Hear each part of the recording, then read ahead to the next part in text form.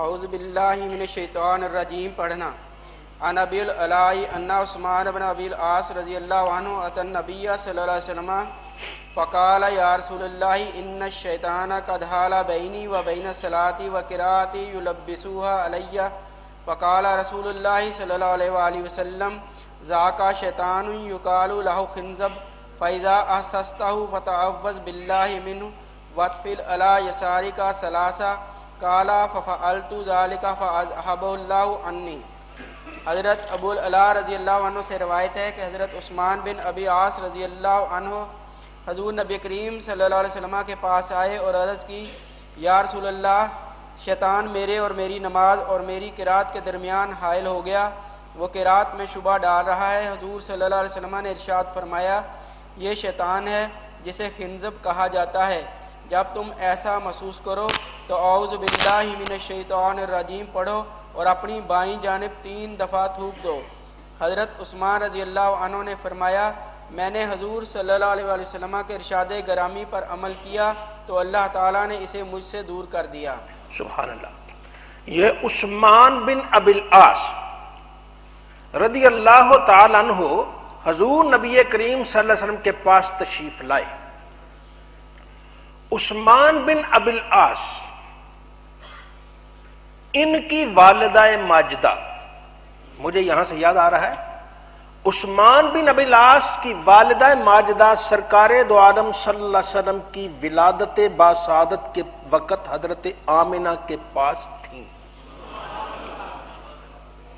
ابھی عثمان بن ابی العاص کی والدہ وہاں موجود ہیں، کہتی ہیں سرکار دو عالم صلی اللہ علیہ وسلم کی جب ولادت باسعادت ہوئی تو سارا گھر نور والا ہو گیا، سارا گھر منور ہو گیا۔ کہتی میں جس چیز کو دیکھتی وہاں سے نور، جس چیز کو دیکھتی وہاں سے نور، جس چیز کو دیکھتی وہاں سے نور، حتیٰ کہ بات یہاں تک پہنچ گئی مجھے سمجھ نہیں آ رہی تھی کیا ہو رہا ہے۔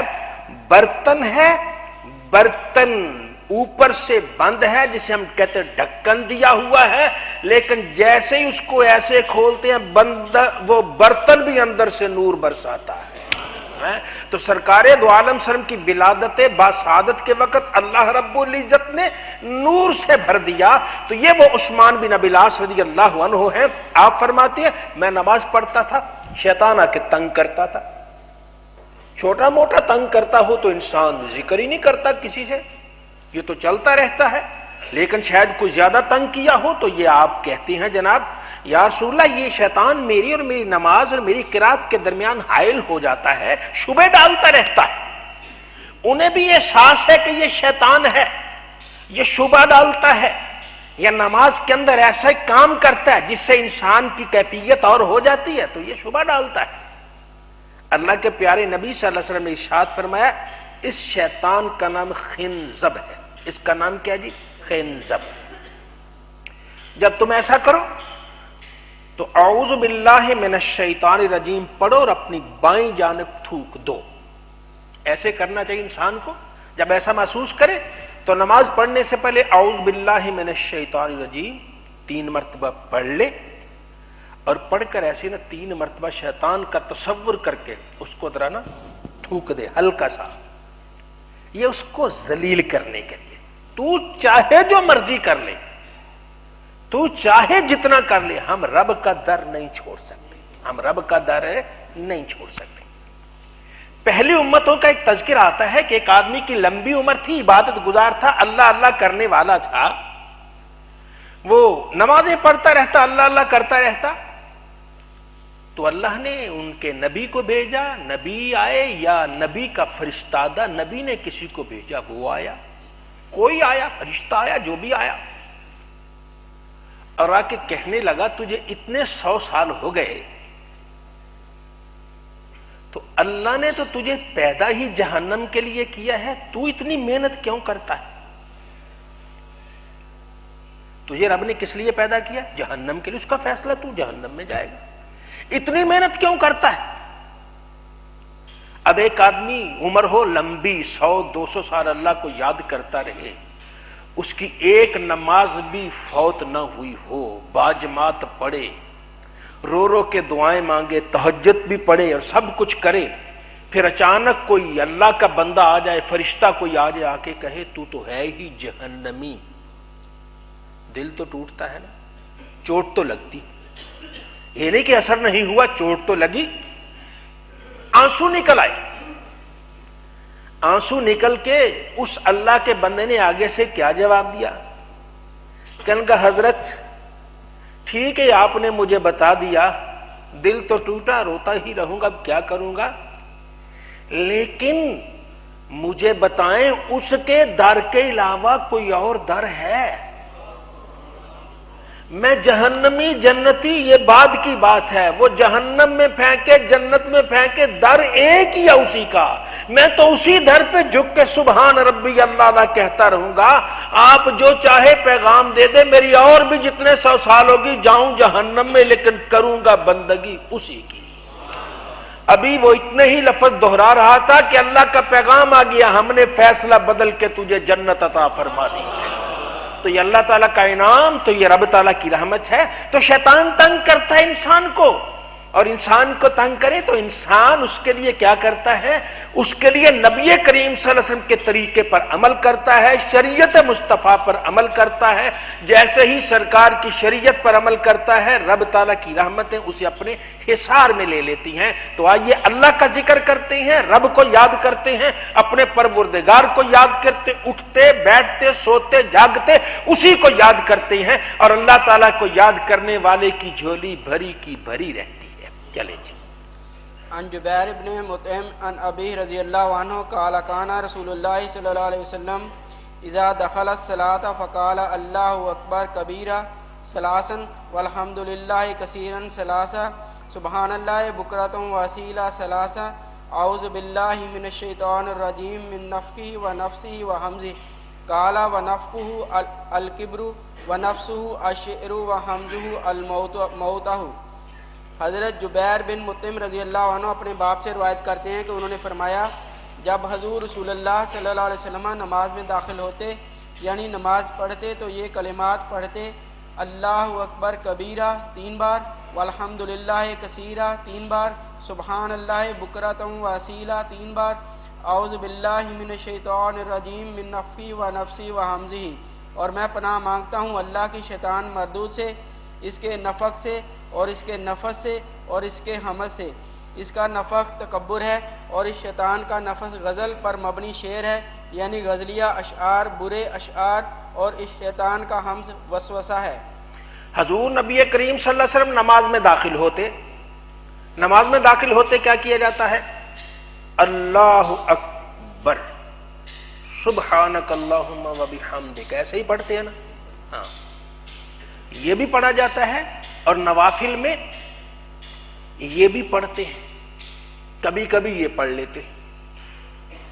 یہ اگر یاد ہو نا تو سرکار کی سنت کے مطابق کبھی تہجد پڑھیں یا نفل کوئی پڑھے تو یہ الفاظ دہرا لیں, اللہ اکبر, پھر کیا کہنا؟ اللہ اکبر کبیرہ, اللہ اکبر کبیرہ, اللہ اکبر کبیرہ, والحمد للہ کثیرہ, والحمد للہ کثیرہ, والحمد للہ کثیرہ, سبحان اللہ بکرۃ واصیلا, سبحان اللہ بکرۃ واصیلا, سبحان اللہ بکرۃ واصیلا, اعوذ باللہ من الشیطان الرجیم من نفخہ ونفثہ وہمزہ, اعوذ باللہ من الشیطان الرجیم بسم اللہ الرحمن الرحیم الحمد للہ رب العالمین. یہ بھی ایک طریقہ ہے نوافل پڑھنے کا, تو یہ ایسا کر لیں, سنت ہے, کبھی کبھی تو کر لیں اگر یاد ہو. اللہ اکبر کبیرہ, اللہ بڑا ہے, بہت بڑا ہے.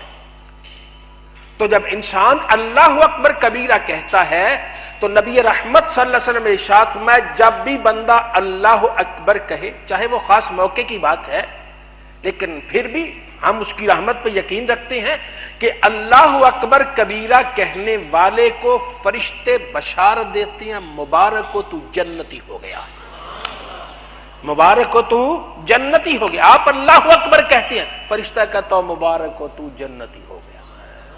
تو یہ اس کے بعد والحمد للہ کثیرہ, 3 مرتبہ تو اسے مل گئی جنت کی بشارت. والحمد للہ کثیرہ اتنا کہتا ہے, تو اسے فرشتہ کیا کہتا ہے؟ فرشتے نے کیا کہنا؟ یہ حدیث پاک ہے کہ ایسا کہنے والے کو اتنا اجر ملتا ہے کہ زمین و آسمان اس سے بھر جاتے. 3 مرتبہ بنا جنتی، اور جنتی اپنی جنت میں جاتا ہے خالی ہاتھ نہیں جاتا، زمین و آسمان بھر بھر کر وہ اپنے ساتھ اللہ کی نعمتیں لے جاتا ہے. سبحان اللہ بکرتم و اصیلا، جب سبحان اللہ پڑھتا ہے اللہ اس کے لیے درخت لگاتا ہے، بلکہ ان سارے کلمات پہ درخت لگتے ہیں. گویا بندہ مومن ایک تو انعامات ساتھ لے جا رہا ہے، اور اللہ نے کرم یہ کر دیا ہے کہ تیری جنت کو بھی باغ و بہار بنا دیا ہے، سرسبز و شاداب کر دیا ہے. اب تو جا، جنتی تو ہو گیا، پیچھے سے انعامات تو لے گیا، تیری جنت کو اللہ نے پہلے ہی سجا دیا ہے. اب شیطان کا تیرے پاس کوئی کردار نہیں ہے، شیطان دور ہے، پرے دور ہے. تو اعوذ باللہ من الشیطان الرجیم پڑھتا چلا جا، شیطان تجھ سے کوسوں دور ہوتا چلا جائے گا. تو یہ بندہ مومن پر اللہ تعالیٰ کا انعام ہے، رب تعالیٰ کی مہربانی ہے. وہ جاتا ہے، گھر جاتے ہیں نا. اب انسان کوئی باہر سے آئے، اور باہر سے جب آتا ہے دولت سولت کماتا ہے، ڈالر وغیرہ کماتا ہے، گھر آتا ہے خالی ہاتھ تو نہیں آتا، کچھ سامان لے کے آتا ہے. پھر اس نے اپنے اتنا عرصہ 5 سال اگر باہر رہا ہے تو اپنے گھر والوں کو پیسے بھیجے ہوتے ہیں، اور گھر والوں کو جب پتا چلتا ہے نا آ رہا ہے، وہ اس کے لیے مکان کو ذرا صاف ستھرا کرتے ہیں، کلین چلین بچھاتے ہیں، وہاں صاف ستھرا کرتے ہیں، مکان کو وہ اچھا بلا کر دیتے ہیں. اپنے ایک محبت والے، ان کا ایک بیٹا کوئی باہر گیا ہوا تھا، ان کا بھائی کوئی باہر گیا تو مجھے اپنے گھر لے گئے. پہلے بھی میں 1-2 مرتبہ گیا، پرانی بات ہے ذرا. تو جب ان کے گھر گیا تو بڑے کلین چلین بچھے ہوئے تو سب کچھ. تو وہ میں نے پوچھا یہ خیریت تو ہے، کلین بچھا لی اپنے سارے گھر کے اندر؟ کہنے لگے جی ہمارا وہ بھائی ہے نا باہر والا، وہ ادھر آ رہا ہے، اسی کے آنے کے لیے ہم نے بچھایا ہے. کیونکہ وہ پیسے بھیجتا رہے نا، کچھ بھی نہ ہو تو پھر وہ کہے گا میرے پیسے کدھر گئے. اب وہ اس کے لیے تو ایک باہر سے آئے، اس کے آنے کے لیے گھر کو بھی سجایا جاتا ہے، اور وہ آتا بھی خالی ہاتھ نہیں ہے. یہ اللہ اکبر کبیرہ، الحمدللہ کثیرہ، سبحان اللہ بکرتم و اصیلا بلا تشبیہ.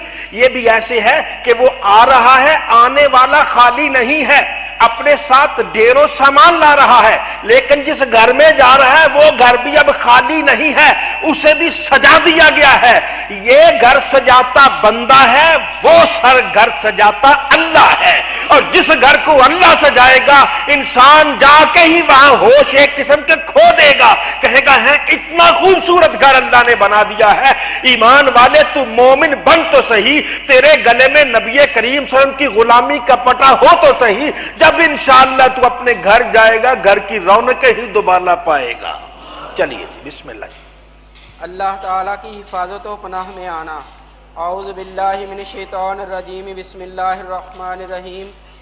اذ یغشیکم النعاس آمنۃ منہ وینزل علیکم من السماء ماء لیطہرکم بہ ویذھب عنکم رجز الشیطان ولیربط علی قلوبکم ویثبت بہ الاقدام.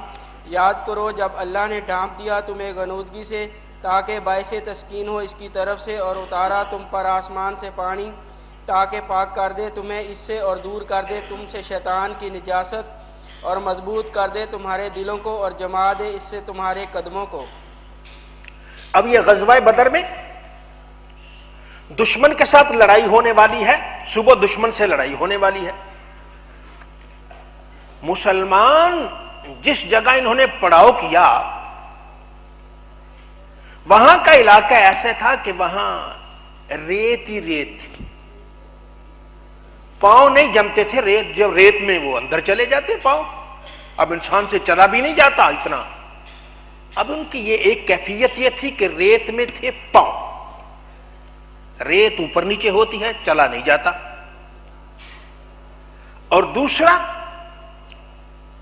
وہ پہلی مرتبہ غزوہ بدر میں آئے تھے تو شیطان وسوسے تو ڈالتا ہے. اب انہیں کہ ہم نے صبح دشمن سے لڑنا ہے، نیند بھی آ رہی ہے، کیا کریں کیا نہ کریں؟ اللہ خالق و مالک ہے نا۔ اب اس نے ایک کام یہ کیا کہ مسلمانوں پر اونگ طاری کر دی، بیٹھے بیٹھے نا ایسے ایسے ہو رہے ہیں، اور جب ایسے ایسے ہو رہے ہیں تو ان کا جسم آہستہ آہستہ ٹھیک ہو رہا ہے، تھکاوٹ دور ہو رہی ہے۔ انسان بیٹھے بیٹھے اونگتا ہے نا، کبھی کبھی نیند آ جاتی بیٹھے بیٹھے، اس سے بڑا فرق پڑ جاتا ہے۔ اب ان کی وہ اونگ جو تھی وہ دور ہو گئی۔ اللہ نے اب اوپر سے بارش نازل کی، کیوں کہ جب انہیں اونگ آئی نا کسی کو زیادہ آئی، شیطان اپنا داؤ لگایا، یہ باز نہیں آتا۔ آپ کہیں گے نا باز آ گیا ہے، یہ باز نہیں آتا۔ باز کو ایسی صورت پیش آ گئی کہ جس سے غسل لازم تھا، جسے ہم اپنی زبان میں اعتلام کہتے ہیں۔ اب یہ صورت آ گئی، ان کو غسل لازم تھا۔ اب نبی کریم صلی اللہ علیہ وسلم ساتھ ہیں، غسل کرنا ہے، ادھر صبح جنگ بھی کرنی ہے، جہاد بھی کرنا ہے۔ اب ذہن میں ڈب سی ذہن پریشانی ہے، یہ کیا ہو گیا؟ میں تو پاک ہی نہیں ہوں، یہ تو پاک در پاک نبی ہے، اب میں پاک نہیں، میں کیسے سامنا کروں گا؟ اللہ رب العزت نے ایسے کیا، ایک تو ان پر اونگ طاری کر دی جس سے ان کی تھکاوٹ وغیرہ چلی گئی، آسمان سے بارش نازل کر دی۔ بارش نازل کر دی تو کیا ہوا، وہ سارے کے سارے نہا گئے، کسی کو پتہ ہی نہیں چلا کون ناپاک تھا، سارے ہی اللہ نے پاک تو پہلے ہی تھے، پاک در پاک کر دیے۔